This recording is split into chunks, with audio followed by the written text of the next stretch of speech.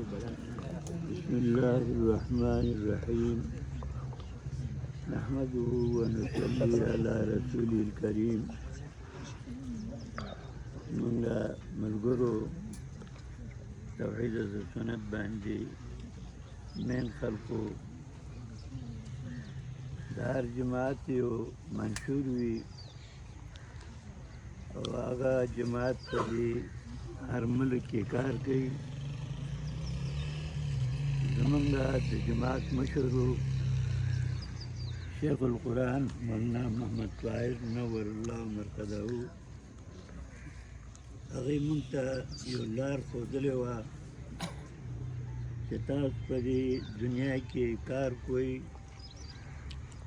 توحید بیان خلکو ته وکړئ، د شرک او د منکراتو رد وکړئ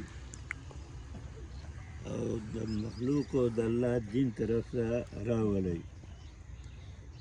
خو طریقې کار به دا وي چې تاسو ځان له آیین او مشعله چې دا قرآن کریم به وګرځوئ. رسول اکرم صلی الله علیه وسلم په هغه دور کې چې ډېرې تیارې وې، ظلماتو، 30 کالو پورې قرآن نازلېده او رسول اکرم صلی الله علیه وسلم خپل قول فعل تقریر باندې د قرآن تفسیر کول او دا دنیا خلق ټول دین ته داخل شو او نبی علیه السلام دنیا نه لاړ. بس دغه هغه پخوانۍ نسخه ده د خلقو د اصلاح دپاره، او که د دې قرآن نه علاوه بل څه نسخه وي نو الله رب العزت په بل کتاب به رالیږلی و. فبأي حدیث بعده یؤمنون. نو قرآن نه بله لار نشته درس او تدریس دپاره، خلکو ته بیان دپاره، د خلکو اصلاح دپاره. او دغه طریقې کار په دې ملک کې بلکل نابود شوی. شرکیات ډېرو، رسومات ډېرو، بدعات ډېرو او صحیح هغه لار چا نه پېژنده. زمونږ شیخ رحمت الله علیه هغه زړه نسخه استعمال کړه، الحمدلله د خلکو فکر جوړ کړو. هغه د فکر په وجه باندې نن مشرکین ډېر کم پیدا کېږي په دې خطه کې. بدعات هم تقریبا ختم شوي دي، رسومات هم ختم شوي دي. شیخ رحمت الله علیه آخري وصیت هم دا و چې تاسو د قرآن درسونه عام کوئ. الحمدلله ثم الحمدلله شیخ صاحب رحمت الله علیه د تلو نه بعد الله رب العزت د هغې په کورنۍ کې موږ له یو باصلاحیت مشر الله موږ له راکړه. هغې د خپل د والد صاحب هغه مشن کوم نیمګړتیا وه هغه پوره کول د هغې خواهش و. نو د دې مرکز نه رسالې وتېدل هم شروع شو. میاشت کې د شیخ صاحب رحمت الله علیه دا یو آرزو وه چې ملګري مرکز ته راشي او ملاقات وکړي. امیر محترم صاحب میاشت کې هغه درس هم شروع کړه، په هغې کې مو ملګري شرکت کوي او ملاقاتونه کېږي. دغسې یو اجتماعي کال کې یو پروګرام وشي نو چې عوامو ته اصلاح، د عوامو اصلاح وشي، د علماو اصلاح وشي. د مولانا عبیدالله سندي رحمت الله علیه یو خصوصي شاګرد دی احمد علي لاهوري رحمت الله علیه، او هغه ته وصیت کړو چې ته ټول عمر د قرآن خدمت به کوې. نو پنجاب کې لاهور کې احمد علي لاهوري رحمت الله علیه د قرآن خدمت به یې کوو.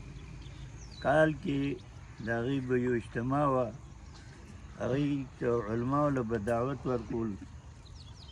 هغه علماو کې یو مولانا حسین علي رحمت الله علیه هم دعوت ورکول. دا فرمایله د اجتماع کې علما راغواړم چې دې بیانونو کې او د عوامو اصلاح وشي، او مولانا حسین علي رحمت الله علیه دې لپاره غواړم چې د علماو اصلاح وشي.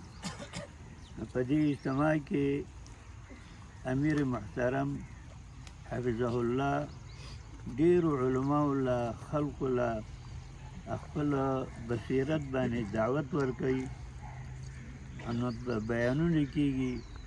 زموږ بیانونه د وټونو دپاره، اقتدار دپاره، پیسو دپاره نه وي، لکه ستاسو ټولو تجربه په دې باندې شوې ده. بس دې قرآن او د سنت له ترغیب وشي او د خلکو اصلاح وشي. دې دپاره کال په کال اجتماع کېږي.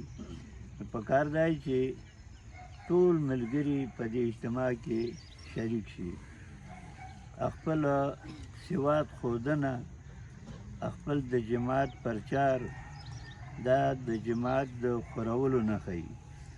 رسول اکرم صلی الله علیه وسلم اختر مازل به ته په یو طرف باندې او راته به یې په بل غاړه باندې. نو محدثین حکمت هم دا ذکر کوي، په دې کې د امیر حفاظت هم شته دی، خو دنیا خلقو ته خپل د جماعت ښودنه هم شته دی. دې وجې نه اول اسلام کمزوری و، افراد یې کم و.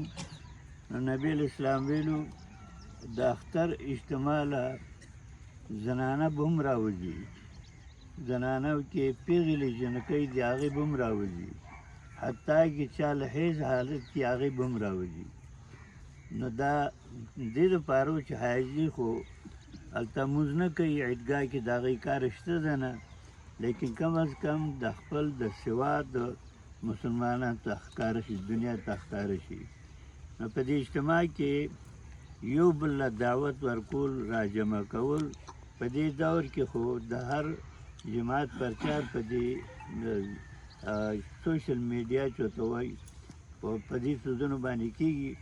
د خپل د جماعت اوچتوالي، عظمت، ډېروالی د دې اظهار دپاره پکار دی چې ټول ملګري دې کوشش وکړي او ټول ملګري راوبالي، او الله دې زمونږ اجتماع کامیاب کړي. الله دې زمونږ د ملت اسلامي د وحدت او د اتفاق اتحاد دپاره ذریعه وګرځوي، او د عامو مسلمانانو زمونږ د هدایت ذریعه الله وګرځوي.